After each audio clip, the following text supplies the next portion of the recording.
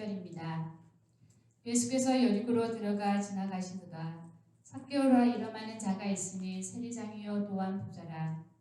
그가 예수께서 어떠한 사람인가 하여 보고자 하되 키가 작고 사람이 많아 할 수 없어 앞으로 달려가서 보기 위하여 돌 무화과 나무에 올라가니 이는 예수께서 그리로 지나가게 됨이더라. 예수께서 그곳에 이르사 쳐다보시고 이르시되 삭개오야 속히 내려오라. 내가 오늘 내 집에 유하야 하겠다 하시니 급히 내려와 즐거워하며 영접하거늘 무사람이 보고 수군거려 이르되 저가 죄인의 집에 유하러 들어갔도다 하더라. 삭개오가 서서 주께 여짜오되 주여 보시옵소서. 내 소유의 절반을 가난한 자들에게 주겠사오며 만일 누구의 것을 속여 빼앗은 일이 있으면 내 갑절이나 갚겠나이다. 예수께서 이르시되 오늘 구원이 이 집에 이르렀으니 이 사람도 아브라함의 자손이미로다. 인자가 온 것은 잃어버린 자를 찾아 구원하러 합니다. 아멘. 예수님과 인사하겠습니다. 예수님이 함께 하시기 바랍니다. 예수님이 함께 하시기 바랍니다. 예수님이 함께 하시기 바랍니다. 별로 함께 하시기 안 바라는 것 같은데. 제가 어렸을 때 가정 방문이라는 제도가 있었어요. 하나 반에 학생 수가 60명쯤 되다 보니까 담임선생님이 학생 집에 직접 찾아가고 어떻게 사는지 이렇게 보고 그런 거죠. 물론 선생님이 집에 온다 그러면은 굉장히 긴장돼요. 이런저런 얘기가 나오다 보면은 나한테 별로 유리하지 않은 이야기가 나올 가능성이 훨씬 높지 않습니까? 애가 산만해요. 막 그런 얘기 나오지 않겠습니까? 가고 난 다음에 훅 폭풍이 몰아치지 않겠습니까? 그래서 선생님 온다 그러면 선생님 오셔서 좋아. 그런 게 아니라 무슨 얘기를 하려고 그러나 하면서 그게 긴장되잖아요. 제가 기억하기로는 어렸을 때 학교에서 저때 체벌이 심한 시대였는데 가장 무서운 벌이 엄마 모셔와 이거였단 말이죠. 미국도 마찬가지죠. 특히 아이가 사고를 치면 부모님 모셔오라고 해갖고 부모 입장에서는 상당히 듣기 불편한 이야기를 들어야 하기 때문이죠. 저도 학교 가갖고 선생님 거기 여러 번 좋아졌어요. 그래갖고 그런 게 있었는데 참. 근데 남자들도 생각해보면은 명절에 쉬고 있는데 또 사단장님이 부대 방문한다 그러면 안 반가워요. 안 웃는 게 제일 좋아요. 저는 사령부 옆에 있었는데 3스타다 보니까 안 웃는 게 제일 반가워요 사실은요. 근데 반대로 누군가가 자기 집에 오는 게 막 반갑고 막 고대가 되는 경우도 있어요. 오랜 또 못 만났던 사람이 만난다. 누가 그러더라고요. 애들이 대학 가고 나가고 방학 때 왔는데 갈 때 부쩍 반갑고 올 때 반갑고 갈 때는 더 반갑다 그렇게 얘기를 하던데요. 단기 선교를 가면요, 제가 전에 지원은 교회 여러 개 있었고 그 교회 가고 돌아다니는 선교 여름 선교 그 BBS를 하고 그다음에 갈 때 집에 데려다 줘 해갖고 데려다 주는데 애들이 흥분하고 좋아갖고 막 이렇게 손잡고 가는 거예요. 여기서 풍족하게 자라났던 선교팀의 일원들은 애들이 가니까 흙바닥에 판자 쪼가리 대충 붙여갖고 만든 손바닥만한 집 보고 놀라지만은 좀 속 보면서 야, 저 집은 나도 하루면 짓겠다. 그런 집들이 많단 말이죠. 전기는 어떻게 도둑전기 남이 전기 가는 데 갖다가 걸쳐갖고 이렇게 끌고 와갖고 이렇게 하는 일이 많아요. 근데 아이들은요, 걔네들은요, IT 애들은 자기 집에 좋은 사람이 왔다라는 것만으로 막 좋아서 기뻐해요. 줄 게 하나도 없는데 내가 가진 것은 남한테 체면치레하거나 비교시키려는 마음의 예민함이 없기 때문에 내가 좋으면 좋은 거예요. 어떤 분들은 과거에 부모님께 보이기 위해서 애인의 집에 데려왔던 기억도 있을 것입니다. 자기 집이면 번듯해갖고 위세를 버리는 사람도 있을 것이고 부렸을 사람도 있고 그렇지 못해갖고 참 마음이 불편한 사람도 있어요. 어떤 사람은 자기 집이 너무 가난한데 며느리감이 왔는데 아휴 미안하다. 우리 집은 너무 참 형편없어갖고 가난하고 미안해. 그런 사람도 봤어요. 한국에 있을 때 제가 어떤 여자 집사님 집에 방문했는데 사업을 하다가 의류 사업을 했는데 장사가 잘 됐대. 좋은 아파트에 살다가 어려져갖고 그래도 큰 빌라로 이사를 했는데 당신 뭐 제가 살던 집에 비하면 뭐 비교할 수 없을 만큼 참 좋은데 이분은 이제 자기가 전보다 못한 집으로 이사를 했기 때문에 나를 무시하는 게 아닐까라는 그런 조바심이 있었단 말이죠. 사람들은 늘 그래요. 보면요, 나를 무시하는 게 아닐까 하면서 막 조바심을 갖다 내는 경우가 상당히 많이 있습니다. 저는 그런 생각 못했는데 스스로 가지는 예민함이 없다고 생각을 하게 돼요. 근데 많은 사람들이 이것을 두려워해요. 내가 어떤 치부가 드러나면 나를 무시하지 않을까. 저는 참 감사하게도 저희 어머니가 저를 비교하지 않고 기르시고 자존감이 높게 기르셔갖고 남이 설사 저를 무시한다고 해도 별로 바들 당하지를 않아요. 제가 미국 살면서 인종차별에 대해서 어떤 사람 조그만 문제 있으면 인종차별이야! 여긴 그래도 백인이 마이너리티잖아요. 제가 있던 지역에서는요, 이 가드닝은 보통 다 백인이 다 하고, 제가 10수년 동안 봤던 멕시칸을 갖다 여기 와서 이틀 만에 다 봤어요. 숫자가 차이가 다르지 않습니까? 백인들만 사는 동네, 심지어 제가 살던 카운티에 한국 사람 5달 정도 없는 데서 살아본 적도 있어요. 그러니까 마트 가면은 오 쳐다봐 보면서 저기 아시안 보라 이거죠? 아시아는 되게 조그만 걸로 저 아시아는 큰데 뭐 그렇게 생각했는지도 모르겠지만은 근데 차별 당했을 수도 있겠죠. 그러나 나는 차별 당했어 라는 어떤 피해의식을 가져본 적이 한 번도 없어요. 여러분 살면서요 자기가 지나치게 예민하거나 막 피해의식을 가지고 살면서 좋아지는 건 하나도 없더라고요.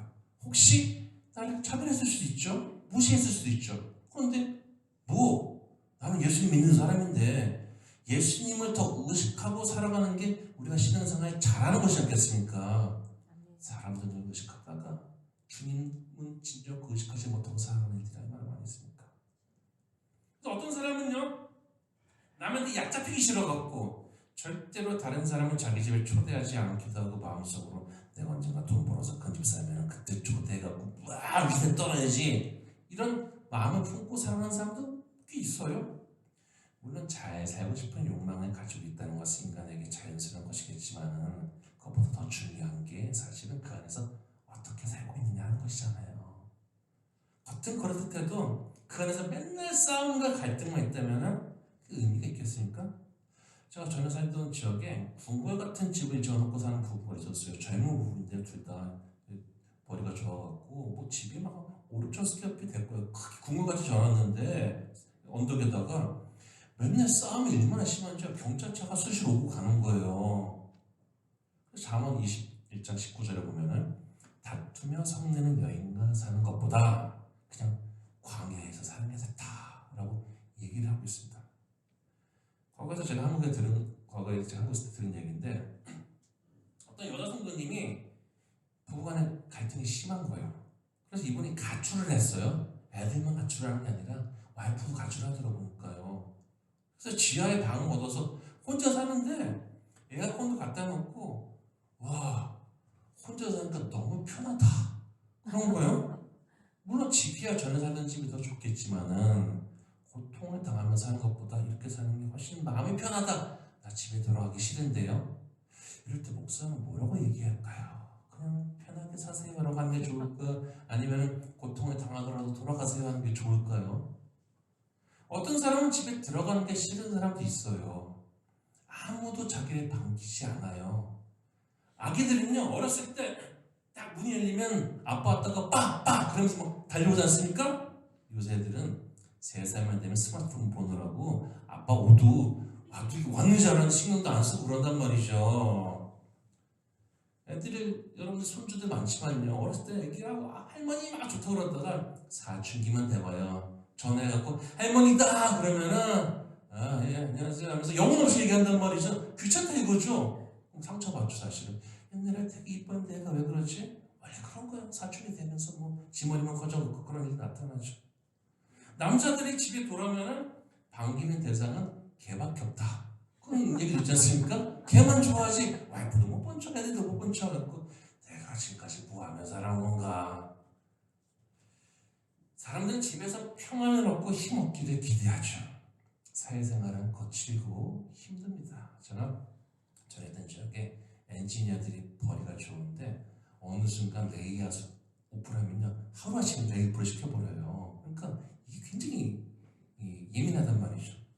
이 경쟁사회에서 살아남으려면 당연히 치열한 싸움을 벌여야 되고 마음이 막 쫄려집니다. 제가 학생들한테 그런 얘기를 했어요. 지금 하는 일이 너무 마음에 안 든다 이거예요. 막 바꾸고 싶다. 야 니네 왜 직장에서 돈 받는 줄 알아? 재미없는 일을 하니까 돈을 받는 거야. 야, 재미있는 일은 네가 돈을 줘야지. 재미없는 일을 하니까 돈을 받는 거라니까. 재미도 있고 자아성취도 하고 돈도 많이 버는 일 하고 싶어요. 에이, 그런 사람이 몇이나 있겠어요. 저 고등학교 졸업하고 나중에 동기들 보니까요, 자기 전공대로 사는 애도 하나도 없어 보니까요. 이렇게 집에서도 안식과 평안을 누리지 못하는 많은 사람들이 자신만의 공허함을 느끼고 이것을 힘들어하기도 하죠. 분명히 옆에 사람이 있는데도 외로워라고 합니다. 놀랍게도 주변에 사람이 많은 사람도 깊은 외로움을 느끼게 됩니다. 예수님은 어떠셨을까요? 예수님이 기적을 베푸시고 환자를 고치셨으니 주변에 많은 사람들이 따라 붙었습니다. 심지어는 뭐 그런 인간들이 다 있어요. 질병을 뚫고 거기다가 새치기 하겠다고 막 내린단 말이죠. 근데 여러분, 이 신앙의 윤리에서 한 가지가 허용되는데, 신앙생활에 있어서 새치기는 가능합니다. 먼저 된 자가 나중되고 나중된 자가 먼저 될 수 있어요. 나 예수 늦게 믿었는데 저 집안은 저렇게 하는데 난 늦게 믿었는데 괜찮아요. 그때부터 열심히 다니면 돼요. 그래서 가로지르면 되지 않습니까? 근데 막 밀쳐내고 막 지붕 뚫고 배를 타고 가면 벌써 걸어오고 저쪽에 가서 기다리고 있고. 누가복음 9장 51절 이하에 보면은 이제 사약이 마지막을 향해서 가고 있음을 알고 계신 예수님이 사마리아 지역을 지나가게 되시는데, 사마리아 마을 사람들은 예루살렘 가셔? 우리 동네 통과 못하지? 돌아가시오. 예수님은 유대인과 사마리아의 갈등을 어떻게든 극복하고 싶으셨지만은 현실이 이렇게 냉정한 것이었습니다. 그 세상을 보면서 참 이상적인 꿈을 꾸지만은 요거 끝나고 나면 참 좋은 세상 오겠지? 그렇지 않은 거예요. 전쟁 끝나고 나갔고 우리는 잘 모르지만요, 세계대전 끝나면서 바로 코리아가 터졌잖아요. 근데 다른 나라도 보면은 세계대전이 끝나고 자기들끼리 싸우는 일이 대단히 많이 있어요. 어려워지는 거죠. 우리도 코로나 끝나면 막 꽃핀 세상 오겠지. 전쟁 나고 기름값 오르고 그러지 않습니까? 그리고 예수님도 참 이 좋은 마음을 가지고 계시지만 현실은 참 그렇죠. 마음 같지 않죠. 이 일로 화가 난 야고보와 요한이 이들이 저주하고자 하지만 예수님은 이들을 꾸짖으십니다. 야, 하지 마라.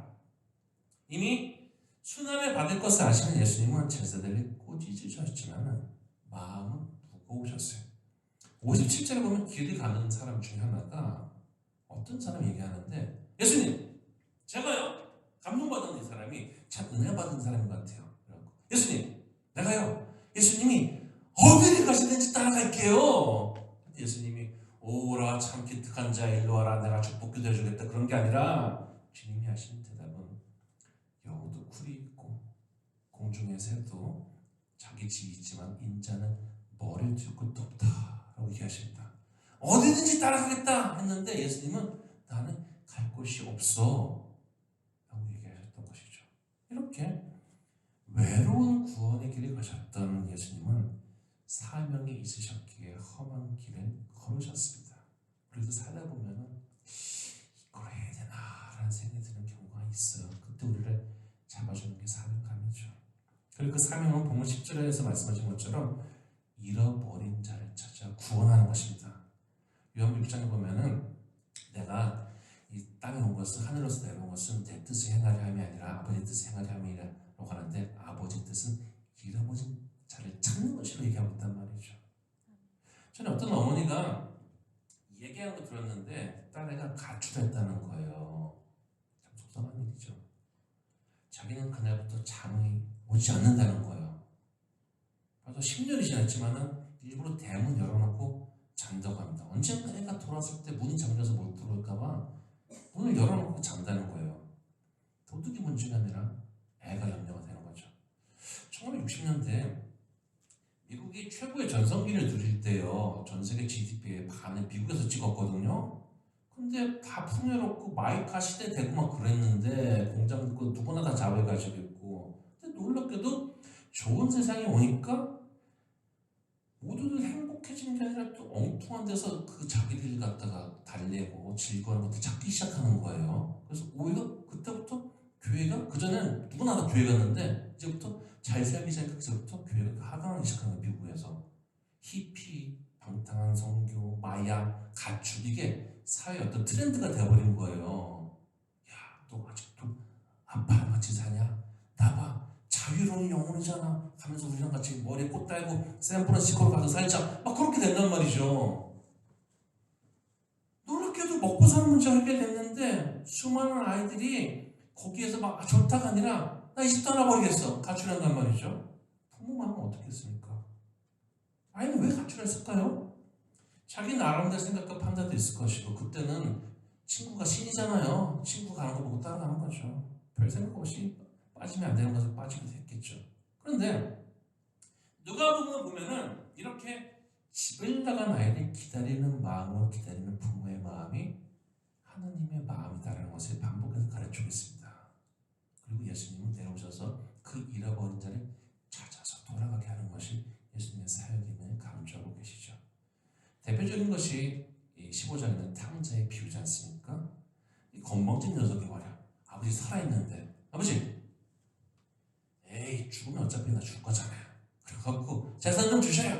가지고 가갖고 그거 가지고 사업 비즈니스 한 것도 아니고 허랑방탕하게 술과 여자를 다 하고 비참해져갖고 깨닫는 거죠. 내가 욕먹을 짓 했구나. 그거 갖다가 미리 깨달으면 참 좋은데 인간은 어리석어서 대부분요 바닥까지 내려보고 난 다음에 내가 잘못했구나 깨달은 경우가 속출한되죠. 그래서 자기 자신도 하나님과 아버지에게 죄를 지었다고 깨닫게 됩니다. 잘 먹고 잘 살 때는 잘 모르다가 어려움을 겪으니까 그때서야 철이 든 거죠. 사람들도요 좋은 말을 다 잘 알아들으면 좋겠지만 꼭 어려움 겪어서 깨닫는 일들이 있습니다. 사람 보니까요 왜 우리에게 고난이 있을까?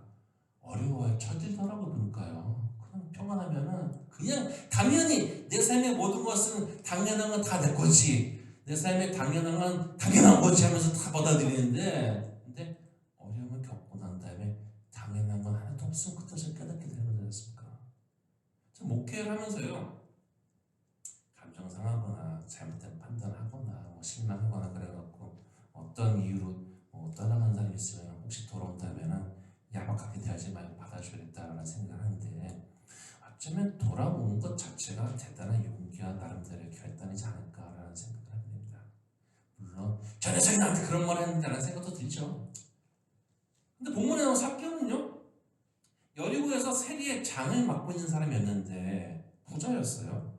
신앙적으로나 민족적 감정으로나 세리의 길을 택했다는 것은 경건한 삶을 살기보다는 남 괴롭히고 그래서 욕먹더라도 돈을 택한 것인데 솔직히 많은 사람들이 돈을 택하는데 근데 이게 민족적인 감정에 배치가 되니까 배신자라는 그 낙인이 찍히니까 어려운 거죠. 그래서 하나님과 관계가 가깝기보다는 당신을 지배하던 로마보다 더 비용을 받았던 대상이에요. 구역에 보면은 유다를 멸망시킨 것은 바벨론이었는데 유다 사람들의 분노는 자기를 멸망시킨 바벨론이 아니라 자기 밑에 있는 에돔은 형제 나라였거든요. 에서의 자손이에요. 여기에 대해서 그 분노가 더해요. 여러분 성경에 보면은 오바댜라는 책이 있어요. 그런 책이 있어요? 그런 책이 있어요. 한 장밖에 안 되는 짧은 책이 있는데 그게 바로 에돔을 향해서 나타내고 있는 내용을 담고 있는 게 오바댜란 말이죠. 그러니까 자기네가 가까이 있어서 원래 형제 나라인데 라고 생각했는데 자기네가 망할 때 막 좋아하고 쟤네 망했어 막 좋아하니까 분노가 막 더한 겁니다. 우리나라 속담에 때리는 시어머니보다 말리는 시누이가 더 밉다라는 게 있지 않습니까? 막 맞고 있는데 엄마 때리지 마요. 아유 언니가 무슨 잘못이야. 이런 언니를 선택한 오빠가 멍충이지. 그런 신부가 있지 않습니까? 이 친구가 더 밉지 않습니까? 그래갖고 보니까 자기네 직접 강탈한 바벨론부터 이 에돔이 톡걸보기 싫은 거예요. 우리도 잘 모르는 사람이 나한테 피해를 입혔으면요 그 미국인 로버트가 혹은 또 윌리엄 피해를 입혀 10년 전에 까먹어요. 그런데 김모모 씨가 박모모 씨가 이렇게 자기에게 누구 지칭하는 거 아닙니다. 지나시고 나한테 기분 나쁜 말 했다. 그러면 10년이 지나도 그때 그 사람이 그렇게 했는데 해갖고 저는 그러더라고요. 그 삼성 사람들 오면 그 사람 케어하는 그 사람 상품 주시는데 반도체 공장에 있던 엔지니어가 얘기하는데 미국 사람 F자를 들어도 별로 기분이 안 나쁜데 한국 사람한테 C자가 나오게 되면 기분 되게 나빠갖고 내가 때려쳐야 말해야 되냐. 사람이 같은 종족들한테 더 느껴지는 어떤 감정적인 게 분명히 있고 역사를 보면 내전이 그래서 훨씬 더 잔인합니다. 외부의 적과 싸우는 것보다 그 안에서 싸울 때 감정들이 격해져서 굉장히 잔인해지게 되죠. 세리들은 로마에서 요구한 세금보다 많은 것을 짐승을 중간에서 착복했다고 해요. 그러니 당시 사람들은 세금에 대한 부담 때문에 고통받았고 그 고통으로 인한 분노는 직접적으로 눈앞에 와서 행세하고 괴롭히는 세리를 향하게 되었습니다. 사실 누구라도 그러지 않겠습니까? 그래서 사람들이 사용한 방법이 뭐냐? 우리도 복수를 해야겠는데 쟤네는 로마를 등에 업었으니까 어떻게 했냐? 제 사람 취급하지 말자 해갖고 딸을 시켜버리는 거예요. 왕딸을 시켜버리는 거죠. 요새 한국에서 10대 아이들이 사람을 갖다가 애를 갖다가 어떻게 따돌리는 줄 알아요? 카톡으로 다 불러. 그래갖고 얘도 초청하고 쟤도 초청하고 그리고 걔도 다 들어와 있는데 거기서 걔를 다 욕해요. 얘를 투명인간 취급하는 거죠. 무슨 말인지 이해가 가시죠? 카톡으로 다 불러놓고 본인도 다 있는데 거기다 마치 없는 사람인 것처럼 해놓고 막 얘를 갖다 욕한단 말이죠. 그러면은 그거 보내는 막 충격 먹는 것 같다가 자기가 있는데 하니까 비록 온라인상에서 이루어진 것이지만은 그렇죠. 제가 이민교회를 보면서요 사람들이 제일 화낼 때를 보니까 같이 안 놀아줄 때 엄청나게 됩니다. 와 뉴저지에 머리하러 가면서 목사님 나를 안 데리고 갔어요 그런단 말이죠. 그래서 제가 그거 보면은 아니 머리하고 뭐 따로 혼자 하러 가고 근데 그게 의미가 큰 거예요 사실은요. 솔직히 제 정서로는 이해가 잘 안 가는데 가갖고 돈 주고 맛있는 거 사 먹고 돌아다니면 되지 머리하러 가는 게 나를 안 데리고 갔어요 고통스러운단 말이죠. 근데 그런 사람들 많아요. 그래갖고 또 우리한테 지금 이런 식으로 그랬으니까 너를 따돌려갖고 널 고통 주겠다. 세리는 같이 놀 사람이 모든 사람이 거절하는 사람들밖에 놀 수가 없는 거야. 그래서 뭐 주인들이랑 장녀랑 더 꼴 보기 싫은 거지 자신을 갖다가 꼴 보기 싫어갖고 내쳤는데 그런데 또 꼴 보기 싫은 놈들끼리 뭐 뭉쳐서 다니네. 그러면 더 꼴 보기 싫지 않겠습니까? 야 쟤네 상대하지 하지 마. 인생에 한 가지 진리가요. 하나를 얻으면 하나를 반드시 잃어버리게 되어 있습니다. 그래서 돈은 생겼는데 사람들한테 레퓨테이션, 이 존경, 리스펙트는 얻지 못하는 거예요. 여러분 반가운 사람을 만나잖아요. 눈에서 빛이 반짝반짝 납니다. 누가 딱 보면은 아이고 이게 누구야 하면서 막 좋아하지 않습니까? 꼴 보기 싫은 사람을 보면요 그 눈빛이 흉해지기 때문에 본 것 같은데 안 본 것 같으면서 왔어? 하면서 이렇게 하게 되고 입으로는 안 넣어지면 마음속으로는 짜증을 내게 되죠. 여러분도 그렇잖아요. 눈빛을 딱 봤는데 막 이렇게 왔는데 교회 왔는데 사람들이 눈이 커지면서 아이고 웰컴 말은 솔직히 그렇게 안 해도 눈빛만 보더라도 사랑받는구나 환영받는구나 알지 않겠습니까? 네. 왔는데 왔어? 이렇게 하고 그러면은 사실은 이게 사실 이렇게 무시당한다는 느낌 있잖아요. 삭개오는 돈은 많았는데 어느 순간 사람들 보니까 다 눈빛이 이런 거예요. 그래서 고민이 막 생기는 거예요. 그리고 그때 예수님이 여리고를 지나가게 되십니다. 그래서 예수님을 삭개오가 만나고 싶어 했어요. 돈으로 채울 수 없는 마음의 공허함과 어려움을 해결받고 싶어 했던 것입니다. 여리고는 사이에 바짝 붙어 있는데요. 예루살렘에 들어가기 위해서는 여리고를 통과해 가게 돼 있어요. 근데 소금과 역청, 아스팔트가 주산물이었기 때문에 풍요로웠어요. 당시에 아스팔트를 팔아갖고 배에다가 이렇게 방수 처리를 하고 집에도 방수 처리하니까 이게 굉장히 고가의 물건이었단 말이죠. 그러니까 세금 거둘 일이 많은 거예요. 근데 예수님이 마지막으로 여리고를 지나가게 되신 곳이었습니다. 그리고 여리고에서 두 명이 큰 은혜를 받았는데 눈이 보이지 않으니 구걸밖에 수 없는 맹인 거지와 삭개오가 은혜를 받았어요. 여러분 자기 눈이 보이지 않는 채로 그래서 구걸한다는 게 아니라 참 비참한 셈이지 않겠습니까? 제가 한 20년 전에 어떤 나이가 많으시면 80대 초반인 분을 이렇게 방문을 했는데 그분은요 42살에 한국 나이로 42니까 미국 나이 41살에 공장에서 사고가 나갖고 눈이 멀어갖고 40년 동안 앉아있던 그 방에 와 그러면서 큰 소리 빵빵 치시니 깜짝 놀랐어요. 갔다가 그때 저도 나이가 어렸었는데 그냥 눈이 먼저로 40년을 갔다가 그냥 그 자리에 앉아있는 거예요. 이 사람은요 눈이 멀어갖고 할 수 있는 게 구걸밖에 없었어요. 살면서 알아야 될 게 참 우리가 보면요 저 사람은 참 안 됐어 라는 사람이 있지 않습니까? 나도 참 안 됐지만 너는 또 안 됐어 그런 사람도 있지 않습니까? 근데 우리의 어려운 사정 자체가 우리를 구원하는 것은 아니라는 것입니다. 내가 이런 어려움을 당했으니까 이렇게 해야 되는 거 아니에요? 아니요. 어려운 사정 그 자체가 구원하지 않습니다.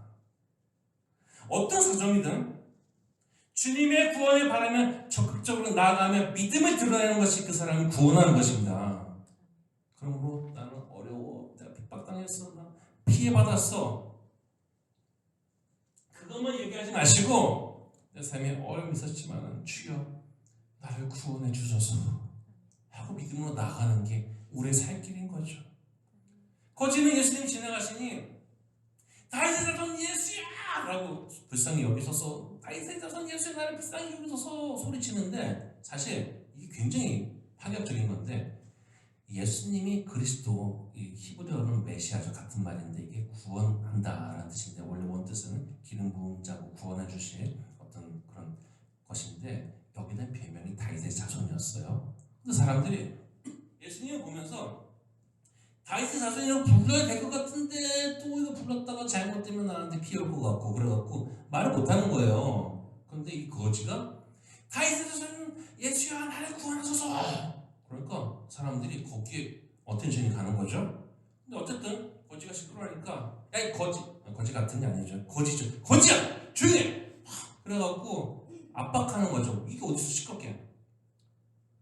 근데 이 거지의 눈이 보이게 되니까 예수님이 예루살렘에 입성할 때는 사람들이 다 다윗의 자손이여 호산나 그렇게 답변했던 거죠. 요거 이 모멘텀을 만들어낸 게 이 거지였던 것이죠. 예수님은 소리치는 거지를 오게 하셔요. 사람들이 오지마! 그래! 그런데 야 데리고 와라. 거지가 왔단 말이죠. 그리고 여러분 잘 들으세요. 솔직히 이 얘기를 사교 예배도 우리가 모르는 사람이 어디 있겠습니까? 그게 중요한 게 아니라 우리가 뭘 해야 될지를 포인트를 가지는 게 중요하잖아요. 그래갖고 예수님이 이 거지한테 맹인 거지한테 내가 너한테 무엇을 해주길 원하느냐 라고 물으십니다. 아니 눈먼 사람이 뭘 원하는지 예수님이 모르시겠어요? 물에 빠진 사람이 뭘 원하는지 예수님이 모르시겠어요? 인생을 살다 보면 물에 빠진 것 같은 경험이 있잖아요. 뭘 원하는지 예수님이 모르시겠어요? 그러나 예수님은 바라는 것이 있는 자가 입을 열어서 쏟아내기를 원하십니다. 입으로 얘기해야 돼요. 마음으로 한국 사람들 보면은 죽을 때까지 말 못하겠다가 돌아가신 다음에 사실 사랑했어요. 그게 뭐예요? 다시 갔다가 아버지 돌아가셨는데 사실 아버지 사랑했어요. 울면서 그 자리에서 그게 무슨 의미가 있어? 사실 갔다가 살아있을 때 아버지 사랑해요, 좋아요, 감사해요 이렇게 해야지 하지. 다 가신 다음에 거기서 내가 지금까지 말은 못했지만 사실은 사랑했어요. 고백되지 않은 사랑의 고백이 무슨 의미가 있습니까? 우리 신앙도 똑같아요. 로마서 10장 9절 10절에 보면 이 바울은 구원을 얻는 과정에서 이렇게 말하고 있습니다. 만일 내가 내 입으로 예수를 주로 시인하면 또 하나님께서 그를 죽은 자 가운데서 살리신 것을 내 마음에 믿으면 구원을 얻으리라. 사람이 마음으로 믿어 의에 이르고 입으로 시인하여 구원에 이르느니라. 그럼 우리는 자기한테 느껴지는 하나님 향한 감정들, 은혜들, 선한 것들, 헌신들 이것을 입으로 고백하는 사람이 되어야 됩니다. 거지는 보기를 원합니다 라고 예수님 그에게 보라 내 믿음이 너를 구원하느니라 라고 합니다. 다시 한번 얘기하지만 우리의 딱한 사정은 우리를 절대 구원하지 않습니다. 우리의 믿음이 구원하는 겁니다. 삶 속에 구원이 절실하게 필요한 사람들이 있습니다. 어쩌면 자기가 하는 일이, 하는 짓이, 사는 것이 옳지 않아라는 것을 알면서도 그것을 벗어나지 못하는 사람들이 많이 있습니다. 많은 사람들이요, 이것은 잘못했어라는 것을 알면서도 벗어날 만한 힘이 없는 사람들이 대단히 많이 있어요. 내 삶을 분노와 증오와 원한 속에 이렇게 보내는 것이 이게 참 옳지 않구나 라고 생각을 했는데, 잘못된 것은 아니지만은, 그런데 여기에 분노의 힘이 자기를 감싸면서 거기에 휩쓸려고 또 거기에 대응하는 일을 하게 되고, 그런 일들이 빈번하죠. 그런 굴레에서 우리를 구원하는 힘이 바로 믿음입니다. 우리가 벗어나지 못하는데 빠져들어가는데 그것을 건져내는 힘이 바로 우리의 믿음인 것이죠. 주님 우리를 이렇게 손을 뻗어서 구원해 주시고 원하시는데 뭘 보고 구원해 주시냐? 우리의 믿음을 보고 구원해 주시는 것이죠. 이 맹인에게는 자신의 저지하는 사람들이라는 장애물이 있었듯이, 삭개오도 예수님 보려고 갔는데 사람이 너무 많아. 그리고 많아 볼까? 자기는 키가 또 작네. 에이, 보기 어렵네. 안 보여 하고 돌아갔으면요, 평생 욕이나 먹다 간 사람 됐겠죠. 누가 삭개오를 하겠어요. 그 옆에 장애물이 누워 있었지만은 삭개오는 그것을 뛰어넘었습니다. 여러분, 신앙생활 열심히 하는 곳에도요, 반드시 장애물이 놓여있게 되어 있습니다. 반드시 시험이 오게 되어 있어요. 우리 주님도요, 광야에서 마귀의 시험 통과하고 나면 사역하시지 않습니까? 성도가 신앙적으로 업그레이드 되는 데는요, 반드시 시험이 오게 되어 있어요. 내가 저기 집회 가서 은혜 받았는데 근데 왜 시험이 오지? 이게 말이 되는 거야? 그게 정석고수인데 자기가 모르고 지금 엉뚱한 얘기하는 거예요. 고등학생이 대학교 가려면 시험 쳐야 되잖아요. 나 대학이 졸업하고 갔는데 시험 쳐야 되는 거야? 당연히 통과해야 될 과정이 있다니까요. 신앙이 성장할 때는요, 반드시 장애물이 놓여 마련입니다. 안 놓여 있으면요, 조금 이따 다시 올 거예요. 그 장애물이 좀 늦더라도 오게 되니까 놀라지 마세요. 그렇지만 삭개오는 그것을 뛰어넘었습니다. 그 장애물의 핑계로 포기하는 사람은 거기서 끝나버리는 것이고, 장애물이 있는데 돌아가 버리면요, 주님이 원하시는 길의 반대편으로 가버리기 때문에 여기는 사망길밖에 더 되겠습니까? 끝나버리는 것이고, 그런 어려움이 있지만 그럼에도 의지를 가지고 뛰어넘는 사람은 세상에 줄 수 없는 축복과 구원을 얻게 되는 것이죠. 삭개오는 자기 자존심 버렸습니다. 예수님 보기 위해서 돌무화과 나무 위에 올라갔습니다. 채심 떨어진 일이죠. 애들이 하는 짓인데 그랬죠. 근데 그거보다 더 중요한 것이 바로 예수님을 만나는 것이었습니다. 여러분, 신앙생활 하면서요, 그것 때문에 자존심 상하는 일도 있을 수가 있어요. 내가 굳이 이렇게까지 해갖고 주님 일을 해야 되나? 라는 생각이 드는 경우가 종종 있어요. 자존심 상해요. 그러나 여러분, 분명히 얘기하지만요, 내 자존심 잘 지켰다고 해갖고 그것 때문에 그 사람은 끝까지 자존심을 잘 지킨 사람이야 라고 생각하는 사람들, 칭송해주는 사람 아무도 없어요. 어떤 되게 고집이 센 아버지가 있었는데 아들이 보고, 야 가서 고기 좀 사와. 손님이 왔거든요. 고기 좀 사와. 소고기 좀 사와. 돈을 줬는데 얘가 3시간이 돼도 안 오는 거예요. 갔더니 좁은 다리가 있는데 자기 아들이랑 어떤 사람이 서로 이렇게 쳐다보고 있는 거예요. 왜 그래? 그러니까 저 사람이 서로 먼저 건너갔다고 내가 자존심 있는데 어떻게 양보를 해요? 그래갖고 내가 그래서 딱 서 있는 거 아들이 이렇게, 아버지가 한탄하면서, 야, 지 손님이 기다리고 있는데 고집 부리면 어떡해? 너 아까 손님한테 고기 줘. 여기 내가 맡고 있을게. 그랬단 말이죠. 이 아버지도 자존심이 세니까 아들이 가더라도 자기가 맡고 있겠다? 근데 살면서 보면요, 정말 별거 아닌 가지고 자존심 상했다고 신앙마저 버리는 일들 흔하게 나타납니다. 여러분, 그런데 신앙 때문에 자기 자존심 상한 것마저도 넘어설 때 그 사람이 단련받은 사람이고 소망이 있는 사람이에요. 내가 자존심 상했는데? 그래서 뭐? 얼마나 대단한 사람이라고. 자존심 상한 것도 넘어서는 게 우리의 장애물을 넘어서는 겁니다. 그때 생각하세요. 내가 지금 장애물도 넘어섰구나. 업그레이드가 되고 있구나. 프로모션, 더욱더 빛나는 성도로서 내가 프로모션 되고 있구나 라고 그렇게 생각하면 됩니다. 예수님은 삭개오를 불렀어요. 아마 옆에서 수군거리는 소리 들었을 겁니다. 야, 삭개오야. 와 지금 올라오고 좀 뭐하는 짓이야. 그랬더니 예수님이 zakkeo야 내려와라. 내가 오늘 네 집에 좀 쉬어야겠다. 인자는 머리 들 것도 없다고 했던 예수님이 주인의 집에 가서 쉬시겠다라고 하셨던 것입니다.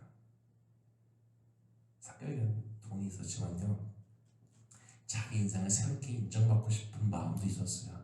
여러분, 나이가 드신 분도 계시지만 저는 그렇게 생각해요. 사람이 나이가 많든지 적든지 주님 앞에 인정받고자 하는 열망을 가지고 있어야 됩니다. 그 열망 죽어버리면 죽은 거예요, 사실은요.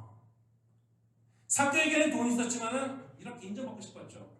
사람이 인정받는데 너무 마음 쓰면서 거기서 막 자존심 상해하고 막 충동만 강하고 괴로워하고 그러지 말고 주님에게 인정받는 사람이 되야 되지 않겠습니까? zakkeo에게는 자기 인생은 누구나 배척하고 미워하고 따돌림 당하는 그런 인생이었는데 예수님이 자기 집에 오시겠다 인정해 준다는 거지 않습니까? 받아준다는 거지 않습니까?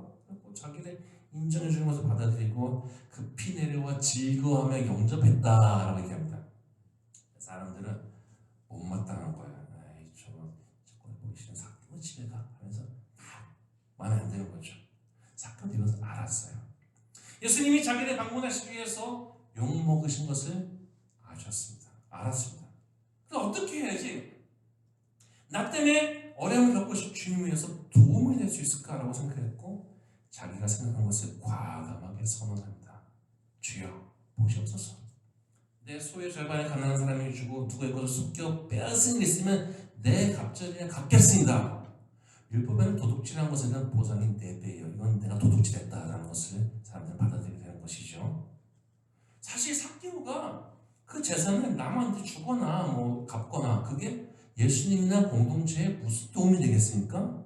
그러나 예수님은 잃어버린 자가 과거를 정상하고 주님의 기쁘시게 하는 삶을 살기로 결단한 그 자체를 가치한 귀한 것으로 받아들이셨던 것입니다.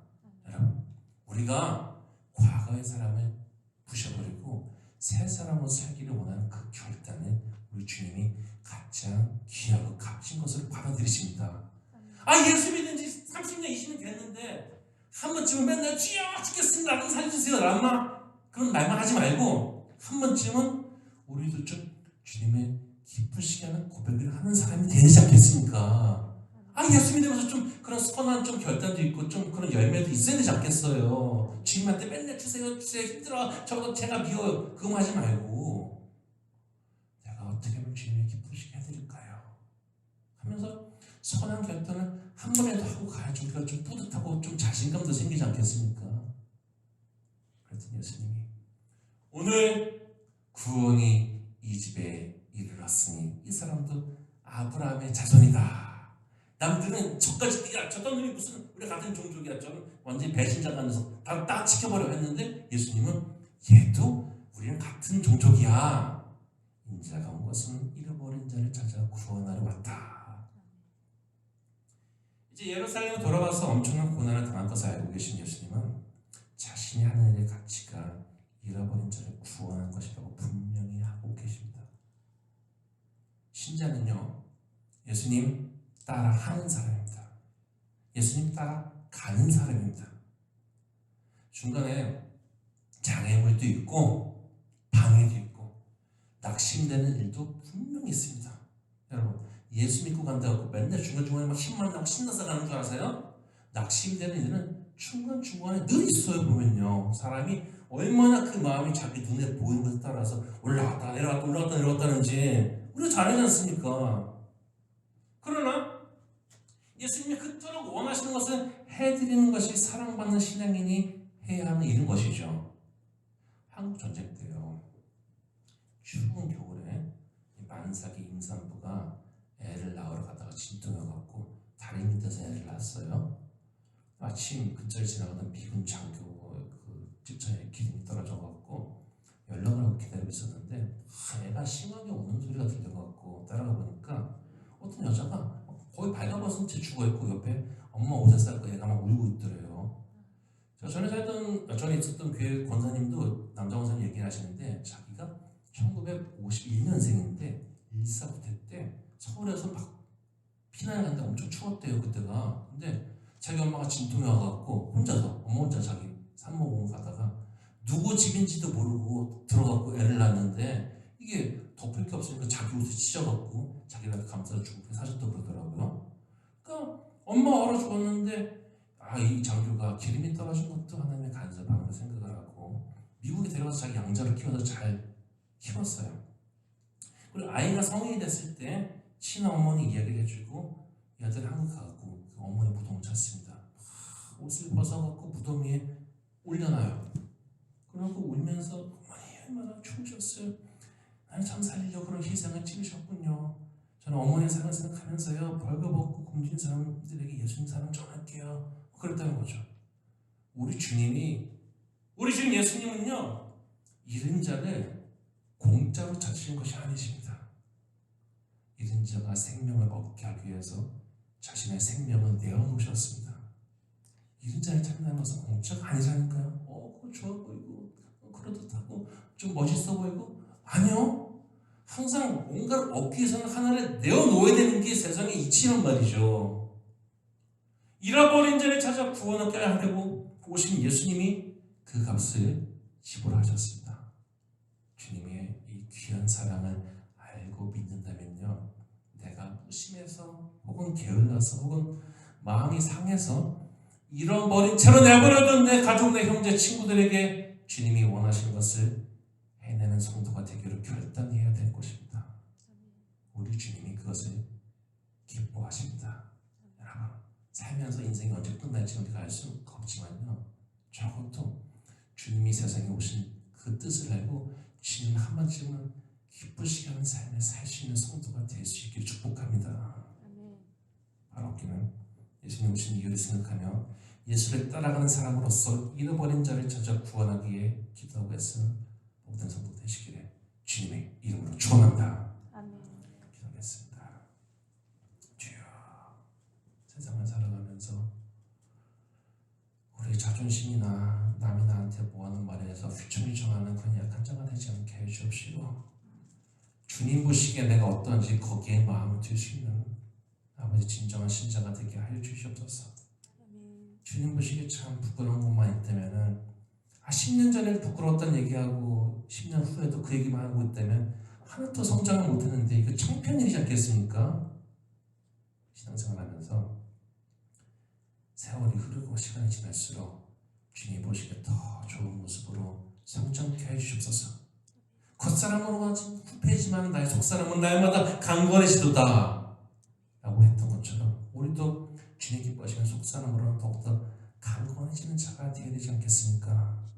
주님께서 기뻐하시는 바가 무엇인지를 우리가 들었사오니 자기 주장만 하기보다는 주님이 기뻐하시는 것을 감당하고자 하는 의지와 결단과 또 그것을 도우실 주님을 신뢰하는 믿음이 있게 해주사 그 삶의 열매로 주님 앞에 부끄럽지 않게 서는 인생의 소유자가 되게 축복하시고 도와주시옵소서. 예수님의 이름으로 기도했습니다. 아멘. 아멘.